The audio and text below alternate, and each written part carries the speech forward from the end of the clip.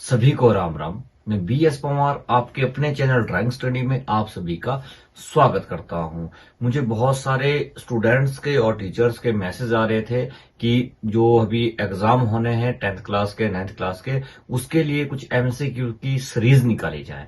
तो MCQ के कुछ प्रश्न आज हम हल करेंगे और मैं कोशिश करूंगा कि 4-5 दिन तक कंटिन्यू आपको एक एक वीडियो उसकी मिलती रहे। तो 20-20 प्रश्न हम रोज जो पढ़ेंगे तो कम से कम मैं 100-150 क्वेश्चन आपको इस सीरीज में करवा दूंगा। तो आपने रोज वीडियो देखना है, रोज आपको वीडियो इसका मिलेगा। उसके लिए आपने चैनल को सब्सक्राइब करना है और ऑल के बटन को क्लिक करना है ताकि आपको आने वाली वीडियो की नोटिफिकेशन सबसे पहले मिले। और यदि आपका कोई दोस्त, कोई सहेली 9th और 10th क्लास में पढ़ रहे हैं तो उन तक भी आप इस वीडियो को शेयर करें ताकि वह भी इसका लाभ उठा सके। तो चलो शुरू करते हैं आज का टॉपिक।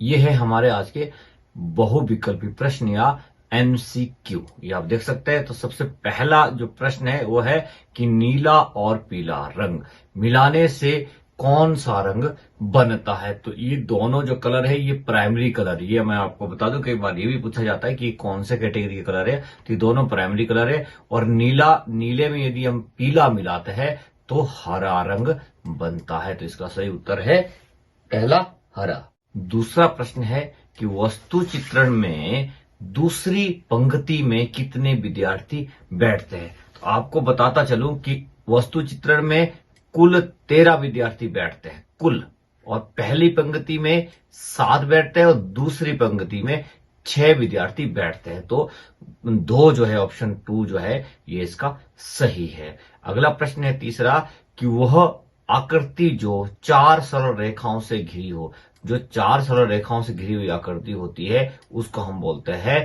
चतुर्भुज, क्योंकि इसकी 4 भुजाएं होती है। तो चतुर्भुज जो है इसका सही उत्तर है। प्रश्न नंबर 4 है कि वर्ग में कितनी भुजाएं होती है। तो जो वर्ग होता है उसकी सब सारी भुजाएं जो हो बराबर होती है और सारे कोण भी इसके बराबर होते हैं। तो वर्ग में कितनी भुजाएं होती है? 4 भुजाएं होती है। वर्ग जो होता है वो भी एक चतुर्भुज है। पांचवा प्रश्न है कि द्वितीय श्रेणी में रंगों की संख्या कितनी होती है। तो द्वितीय श्रेणी में 3 रंग होते हैं और पहली श्रेणी में भी 3 रंग होते हैं। मैं कोशिश करूंगा कि हर एक प्रश्न के साथ आपके लिए जो है 2-2, 3-3 प्रश्न आपके हल हो जाएं। तो जैसे अब मैंने यहां बता दिया है कि द्वितीय श्रेणी में 3 रंग होते हैं, तो मैंने आपको ये भी बता दिया है कि पहली श्रेणी में भी 3 रंग होते हैं और जो तृतीय श्रेणी होती है उसमें 6 रंग होते हैं। ये आपने ध्यान रखना है। तो द्वितीय श्रेणी में 3 रंग होते हैं। अगला है छठा कि जिस त्रिभुज की सभी भुजाएं समान हो, सारी भुजाएं बराबर हो, तो उसको बोलते हैं समबाहु त्रिभुज। यहीं से हो रहा, सम मीन्स बराबर, बाहु मीन्स उसकी भुजा, तो समबाहु त्रिभुज। प्रश्न नंबर 7 है कि आयत का प्रत्येक कोण कितने डिग्री का होता है। तो आयत और वर्ग जो होते हैं इनका प्रत्येक कोण 90 डिग्री का होता है। तो आयत का भी और वर्ग का भी, तो आप अपने पास नोट कर सकते हैं कि आयत और वर्ग के जो प्रत्येक कोण होते हैं वो हमेशा 90 डिग्री के होते हैं। 8वां है त्रिभुज कितने प्रकार की होती है। तो त्रिभुज 2 प्रकार की होती है, भुजाओं के आधार पर और कोणों के आधार पर। यहां पे ये पूछा गया कि त्रिभुजें कितने प्रकार की होती है, तो त्रिभुजें 2 प्रकार की होती है, ये ध्यान रखना है आपने। अगला है प्रश्न नंबर 9, आयत के आमने सामने के कोण होते हैं। तो आयत के आमने सामने के कोण कैसे होते हैं, मैंने यहां आपको बताया था कि आयत और वर्ग में जो है वो 90 डिग्री के कोण होते हैं। तो 90 डिग्री के कोण को हम क्या बोलते हैं? समकोण। क्या बोलते हैं? समकोण। तो इसका उत्तर है एक समकोण। अगला प्रश्न है 10 कि लाल और नीला, ये भी दोनों प्राइमरी कलर है, लाल और नीला रंग को मिलाने से कौन सा रंग बनता है। तो इन दोनों को मिलाने से जामुनी रंग बनता है। रेड और ब्लू मिलाने से जो है वो जामुनी रंग बनता है। जबकि हरा और संतरी ये भी दोनों सेकेंडरी कलर है। जामुनी भी सेकेंडरी कलर है और हरा और ऑरेंज भी सेकेंडरी कलर, ये तीनों सेकेंडरी कलर है और सही उत्तर इसका है जामुनी।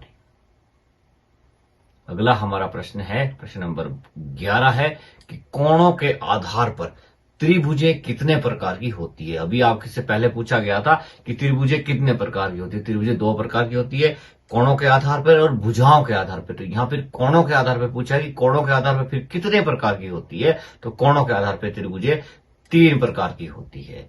प्रश्न नंबर 12 है कि आयत के आमने सामने की भुजाएं हमेशा। अब आयत के तीसरा प्रश्न ये आ चुका है इसी पहले ही सीरीज में, पहली वीडियो में, कि आयत के आमने सामने की भुजाएं हमेशा कैसी होती है। तो वो हमेशा समान होती है, बराबर होती है। आमने सामने की, चारों नहीं होती है, आमने सामने की भुजाएं हमेशा समान होती है। प्रश्न नंबर 13 है कि वर्ग के सभी कोणों का योग। अभी तक हमने देखा था कि वर्ग और आयत में जो है वो प्रत्येक कोण 90 डिग्री का होता है। तो सभी कोणों का योग कितना हो गया, तो 90 को आपने 4 से गुणा कर देना, ठीक है। 4 कोण बनते ना इसके, 9 चौका 36, तो कितना आ गया, 360 डिग्री हो गया, ठीक है जी। और आयत और वर्ग के आंतरिक कोणों का योग भी 360 होता है और बाह्य कोणों का योग भी 360 डिग्री ही होता है। वैसे तो सभी चतुर्भुज की कोई भी आकृति हो, उसके आंतरिक और बाह्य कोणों का योग 360 डिग्री ही होता है, चाहे वो कोई सा भी चतुर्भुज हो। सिर्फ चतुर्भुज में ये फॉर्मूला लगता है, बाकी में नहीं लगता है। चतुर्भुज में जो है वो आंतरिक और बाह्य कोणों का योग इक्वल होता है, बराबर होता है। प्रश्न नंबर 14 है कि जिस त्रिभुज का प्रत्येक कोण 60 डिग्री का हो, मतलब तीनों कोण जिसके 60 डिग्री के, उसको बोलते हैं न्यून कोण त्रिभुज। तो दूसरा जो ऑप्शन है इसका सही है, उसका प्रत्येक कोण 60 डिग्री का होता है। और जिस त्रिभुज का प्रत्येक कोण 60 डिग्री का होता है वो न्यून कोण तो होती है, पर त्रिभुज में एक चीज और होती है कि त्रिभुज में प्रत्येक कोण ना तो 60 डिग्री से बड़ा होता है और ना ही 60 डिग्री से छोटा हो सकता है।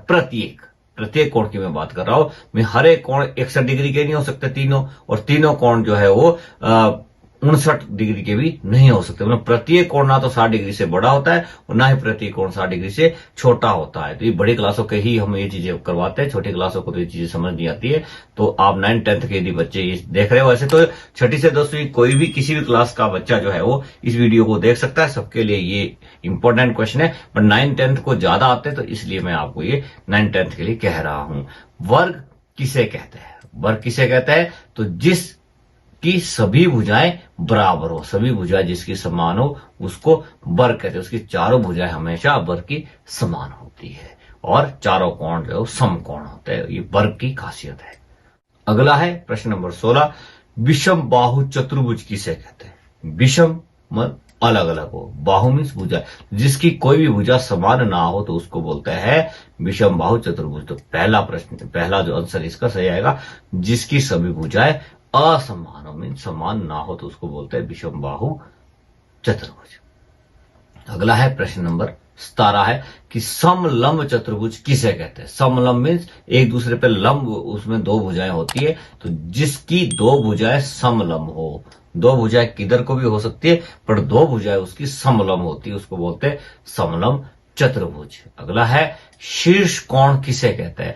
तो आधार के सामने का जो कोण होता है हमेशा वो क्या होता है, शीर्ष कोण होता है। मैं यहाँ पे आपको दिखा देता हूं, जैसे ये आपका त्रिभुज बना हुआ है यहाँ पे, तो ये आप देखिए यहाँ पे ये त्रिभुज बन रहा है, तो ये जो कोण है ये कोण है, कौन सा कोण है, ये शीर्ष कोण है। अगला है प्रश्न नंबर 19, 3 भुजाओं से घिरे हुए क्षेत्र को कहते हैं। 3 भुजाओं से घिरा हुआ क्षेत्र, तो इसे हम क्या कहते हैं, 3 भुजाओं से घिरा हुआ क्षेत्र, इसे क्या कहते हैं, इसे कहते हैं त्रिभुज। तो दूसरा ऑप्शन इसका सही है।